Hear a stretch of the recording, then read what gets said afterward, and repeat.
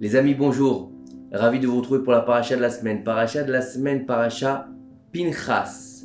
À la fin de la paracha précédente, donc de la paracha de la semaine dernière, Balak, nous avons vu l'acte de bravoure que Pinchas a fait par jalousie en l'honneur d'Akadosh Baruch Hu. Il a tué avec sa lance Zimri ben Salou et la Midianite. Au début de notre paracha, la Torah se consacre à louer l'acte de Pinchas et au salaire immense que le ciel lui attribuera. Au tout début de la paracha, elle se penche sur la noble ascendance de Pinchas, comme il est écrit Pinchas, fils d'Elazar, fils d'Aaron le Kohen. Nos sages nous expliquent que la raison pour laquelle la Torah revient sur la filiation de Pinchas est qu'après que Pinchas ait assassiné Zimri ben Salou de la tribu de Shimon, les autres tribus commencèrent à l'humilier en disant de lui: « Avez-vous vu ce fils de Pouti, celui dont le grand-père maternel, parle d'Yitro, il engraissait des veaux pour l'idolâtrie, tué le prince d'une tribu d'Israël. » C'est pour cela que le texte retrace ici sa généalogie. Pinchas, fils d'Elazar, fils d'Aaron à Kohen. Une question se pose. Il est pourtant clair que tout le monde savait que Pinchas était le fils d'Elazar le Kohen et le petit-fils d'Aaron Kohen Gadol. Et malgré cela, ils ont quand même dit: avez-vous vu ce fils de Pouti? C'est-à-dire celui qui engraisse ce fils d'idolâtre. Et une question se pose. Il est pourtant clair que tout le monde savait que Pinchas était le fils d'Elazar le Kohen, le petit-fils d'Aaron. Et malgré cela, ils ont quand même dit de lui: avez-vous vu ce fils de Pouti? Alors, dans ce cas-là, pourquoi la Torah revient sur sa généalogie jusqu'à Aaron? L'explication est la suivante. Même si tous connaissaient la filiation de Pinchas du côté de son père jusqu'à Aaron, la critique venait que du fait de son acte d'assassiner un prince des tribus d'Israël, il ne pouvait pas l'avoir hérité d'Aaron à Kohen ou d'Elazar à Kohen, mais du mauvais côté qu'il avait hérité d'Yitro l'idolâtre. C'est-à-dire que les tribus commencèrent à dire que Pinchas n'avait en fait pas eu une intention sainte pour la jalousie d'Hachem quand il a fait cet acte-là, mais ça venait de l'acte de la source de l'idolâtrie qu'avait fait son grand-père Yitro. Il disait que c'était à cause de ses mauvaises vertus, de sa colère et de son agressivité, donc qu'il ne fallait pas relier son acte avec ses saints-pères, mais avec sa filiation maternelle. On venait remettre en question sa filiation maternelle. C'est pour cette raison que notre Sainte Torah commence notre paracha en reliant Pinchas à la sainteté d'Elazar et d'Aaron, pour bien nous faire comprendre que l'intention de Pinchas était seulement de venger l'affront fait à la sainteté d'Hachem. Il a voulu venger la souffrance faite à Akadosh Baruch Hu par cette profanation à la pureté d'Israël. Dans son acte, il n'y avait aucune trace de colère ou de mauvaise intention. Donc son acte doit absolument être attaché à son ascendance sainte. Le résultat de l'acte de Pinchas dans le ciel fut: Pinchas, fils d'Elazar, fils d'Aaron à Kohen, a détourné ma colère, Hamati, d'au-dessus des enfants d'Israël. Plus profondément, il faut comprendre que le signe de la Brit Mila, qui est présent dans la chair de chaque juif, est nommé le sceau d'Akadosh Baruch Hu, comme nous le disons dans la récitation de la bénédiction d'après la Mila. Il y a marqué là-bas quoi? Ses descendants scelleront avec l'alliance de la sainte circoncision. La Brit Mila est donc le sceau d'Akadosh Baruch Hu dans notre chair qui témoigne que nous détenons une part bénie. Et à chaque instant où nous gardons notre Brit Mila de toutes les fautes liées à la débauche et que nous la préservons dans sa sainteté, Hachem la nomme mon sceau. En hébreu, ça s'appelle Chatami, mon sceau. Et par ce mérite, il déversera sur l'homme une abondance de réussite et de miséricorde. Par contre, si un homme porte atteinte à sa sainteté, qu'il inverse le code alors mon sceau, Chatami, il deviendra Chamati, comme on l'a vu avec Pinchas, Eshiv et Chamati. Et l'homme, en faisant cela, entraînera la colère d'Akadosh Baruch Hu contre lui et fera descendre des dures sentences sur le monde, qu'Hachem nous en préserve.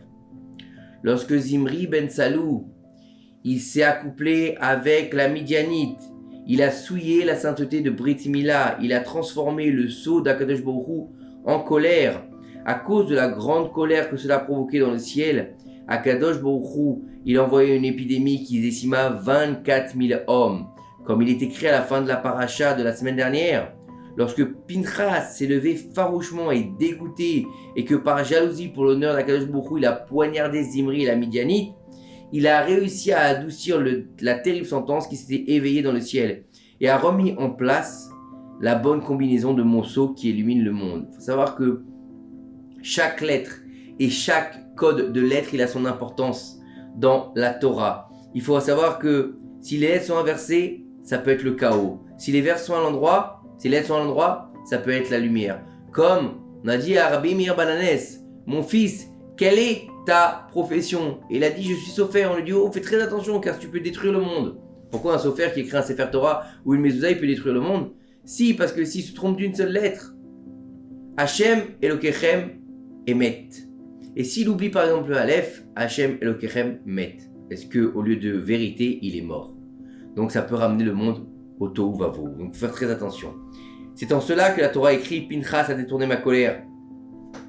Il a réussi à remettre l'or dans le seau et par son mérite, l'attribut de rigueur et de colère a disparu du monde pour laisser place à l'attribut de miséricorde, venant illuminer les enfants d'Israël. Même si un homme a déjà fauté avec sa brite en se débauchant, que par la grandeur de ses fautes, de dures sentences ont été décrites dans le ciel. Lorsqu'il va faire une teshuva véritable et sincère, et du plus profond de son cœur, cette teshuva aura la force d'adoucir les mauvais décrets jusqu'à les transformer en bonté et bénédiction. Non seulement Pinchas a fait disparaître la rigueur et la colère sur le peuple d'Israël, mais il les a aussi apaisés vis-à-vis du fauteur Zimri ben Salou. La Torah sous-entend cette idée lorsqu'elle relate l'acte de Zimri à la fin de la paracha de la semaine dernière. Elle ne donne pas son nom. Il est seulement écrit là-bas un homme parmi les enfants d'Israël. Par contre, après que Pinchas l'ait tué, la Torah rappelle son nom complet, comme il est écrit, et le nom de l'Israélite frappé par lui qui avait péri avec la Midianite était Zimri ben Salou. Il faut comprendre qu'au début, lorsque Zimri a fauté avec la mécréante, il était absolument de rappeler son nom. Comme il est écrit dans Michelet, le nom des mécréants pourrira. C'est-à-dire que le souvenir de son nom ne doit même pas exister, puisque c'est un rachat. En allant prendre cette Midianite qui était là pour faire tomber le peuple d'Israël dans la débauche, il est devenu un rachat, Zimri ben Salou. Mais une fois que Pinchas l'a fait mourir, il a entraîné une grande réparation, adoucissant de ce fait la mauvaise sentence, puisque la miséricorde revint ensuite, il était permis maintenant de dévoiler son nom. C'est pour cette raison que dans la paracha de la semaine, la paracha de Pinchas, le nom des fauteurs est rapporté. De là, nous apprenons qu'un homme ne doit pas être blessé si un sage, sadique de vérité, le réprimande et lui fait des remontrances, car c'est une ségoula pour atténuer tous les mauvais décrets du ciel qui planent sur cet homme à cause des nombreuses fautes qu'il a réalisées. De plus, cela permettra à l'homme qui accepte les remontrances de recevoir un flot de bénédictions et de miséricorde. Il faut comprendre que l'acte de bravoure de Pinchas, qui était un acte extrêmement dangereux, il aurait pu se faire tuer. Il a fait Messirut Nefesh pour pouvoir descendre la rigueur qu'il y avait eu à ce moment-là. Il a fait ça pour laver l'honneur d'Akadosh Baruch Hu, vu ce qui s'était passé dans la débauche et dans ce voyeurisme, cette mise en scène absurde et sale avec Zimri ben Salou et Cosbi Batsour. Par cet acte de bravoure, Pinchas méritera de recevoir la prêtrise, comme il est écrit, lui et sa descendance après lui posséderont comme gage d'alliance la prêtrise à perpétuité. Même si la prêtrise avait déjà été donnée à Aaron et ses enfants, même si Pinchas était le descendant d'Aaron, cette alliance ne le concernait pas parce que c'était Aaron, les enfants, et les enfants à naître. Étant donné qu'il était déjà né, Pinchas, ça ne le concerne pas, donc il n'aurait pas dû être Kohen Gadol. Et en fait, en faisant ce qu'il a fait, à l'instant où il a fait cet acte intrépide, nos sages nous disent que Pinchas, il est devenu le Kohen quand il a tué Zimri. Et il faut comprendre que par cet acte, Akadosh Baruch Hu, il a transformé l'état de Pinchas. Il est devenu d'un simple Israélite à l'état de Kohen. Des fois, on a l'impression que on veut des choses et il faut qu'elles soient tout de suite, maintenant, et pas plus tard. Et on se dit, si on les a pas, on va louper tout. Et Dieu te dit, c'est pas le moment. Beito bezmano. Pinchas, quand il a appris ça, il aurait pu se lever et dire, ouah, pourquoi moi je suis pas Kohen? Mon père il est Kohen, mon grand-père il est Kohen et moi je suis pas Kohen. C'est injuste, laissez-moi être Kohen. Il aurait pu faire une révolte comme Korach, et en payer les conséquences. Et Pinchas, il s'est tu. Il a attendu, il n'a rien dit. Korach s'est levé, il a été englouti par la terre. Pinchas, il s'est tu, il a accepté le décret divin, il est devenu Cohen à son tour. De cet acte, nous devons comprendre un enseignement important. En règle générale, Akadosh Baruch Hu donne un salaire à l'homme en fonction de son acte mesure pour mesure. Alors, quel lien existe-t-il entre l'exécution de Zimri pour venger l'honneur d'Hachem et le salaire de Pinchas de recevoir l'alliance de prêtrise à tout jamais? Bah oui, il a tué quelqu'un, il reçoit l'alliance d'être le prêtre. C'est un peu bizarre. Pinchas avait de nombreuses raisons de ne pas réaliser son acte. C'était dangereux. La tribu aurait pu l'assassiner. Zimri aurait pu se défendre et le tuer. Malgré tout cela, il n'a pensé à rien d'autre. Seulement de faire ce qui était bien pour laver l'honneur d'Akadosh Baruch Hu aux yeux du peuple d'Israël. Donc Hachem l'a gratifié mesure pour mesure. Il a tout mis de côté pour honorer Hachem. Alors Hachem l'honora à son tour en lui donnant la couronne de la prêtrise, même s'il ne devait pas la recevoir. Pour cet acte excessif, il a reçu un salaire démesuré. Des fois, on doit réagir au-delà de nos capacités. On ne parle pas dans les nerfs, on ne parle pas dans l'excès, on ne parle pas de choses stupides. On ne parle pas de mettre en danger des gens pour rien. On ne parle pas de décider nous-mêmes parce qu'on a l'impression que c'est ce qu'il faut faire. On a l'impression que c'est ce qui est bien pour nous. Non. Lorsqu'il y a Da'at HaTorah, lorsqu'il y a un acte comme celui que Pinchas il a fait en tuant Zimri ben Salou pour annuler la destruction du peuple en calmant la colère d'Akadosh Baruch Hu, on est au-delà de notre limite. Akadosh Baruch Hu casse toutes les limites. Même s'il avait décrété qu'il ne serait pas Cohen, il sera Cohen. Il n'y a que Akadosh Baruch Hu qui peut changer l'état d'un homme. Parce que nous, on ne peut pas. On est Cohen, on est né Cohen, on restera Cohen. On est né Lévi, on restera Lévi. On est né Israël, on restera Israël. On ne parle pas d'un homme Cohen qui a épousé une halala, etc. Non, on ne parle pas de ça. Mais normalement, quand tu es Cohen, tu restes Cohen. Quand tu es Lévi, tu restes Lévi. Et quand tu es Israël, tu restes Israël. Le roi d'Israël, c'est de la tribu des Yehuda. Et c'est inhérent. Et c'est comme ça. Et même le roi ne peut pas devenir Cohen. Alors il faut comprendre que, mais des fois, un acte peut réussir à transcender notre être et nous faire devenir autre chose vis-à-vis d'Akadosh Baruch Hu. Il y a plusieurs personnages qui, en transcendant leur être et en se laissant habiter et pénétrer par la grandeur d'Akadosh Baruch Hu, en faisant des actes absolument incompréhensibles, ils sont devenus. C'est d'être en devenir, comme Pinchas, comme Avraham Avinu, comme Yitzhak Avinu, comme Yosef Hatzadik, qui ont dépassé les limites de l'entendement humain. Comment est-ce que Pinchas, il a pu dépasser son niveau pour aller autour de 24 000 hommes et tuer Zimri ben Salou pour laver l'honneur d'Akadosh Baruch Hu. Avraham Avinu, qui a accepté d'être jeté dans une fournaise ardente pour le nom d'Akadosh Baruch Hu.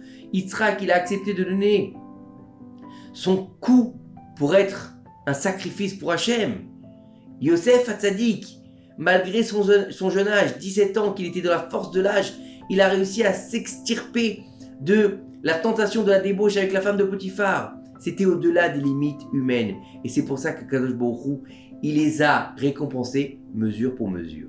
Et on voit que Yosef Hatzadik, Avraham Avinu, Pinchas, ils ont été à des niveaux exceptionnels. Avraham, il est devenu le premier des pères d'Israël, Yitzhak le deuxième.